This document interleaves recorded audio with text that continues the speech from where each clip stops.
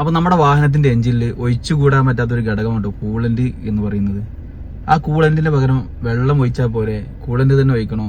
എന്റെ വാഹനം കൂളന്റ് ഒഴിക്കാതെ വെള്ളം ഒഴിച്ചിട്ടാണ് ഇത്രയും കാലം ഓടിയത് എന്നൊക്കെ പറയുന്ന ആളുകളുണ്ട്. അവർക്ക് വേണ്ടിയിട്ടുള്ള ഒരു ചെറിയൊരു വീഡിയോ ആണ് ഇട്ടത്. ഇതുണ്ടോ, ഇതാണ് റേഡിയേറ്ററിന്റെ ഗ്യാപ്പ് വരുന്നത്.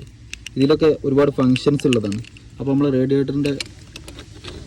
റേഡിയേറ്റർ അതേപോലെ റേഡിയേറ്ററിലെ ഹോസുകൾ, അതേപോലെ നമ്മൾ വാട്ടർ പമ്പ്, അതേപോലെ നമ്മളെ ഹെഡ് ഗ്യാസ്കറ്റ്, അതൊക്കെ വെള്ളം ഒഴിച്ച് തുരുമ്പായി കഴിഞ്ഞാൽ പതുക്കെ വാഹനം ഹീറ്റാകാൻ വേണ്ടിയിട്ട് തുടങ്ങും.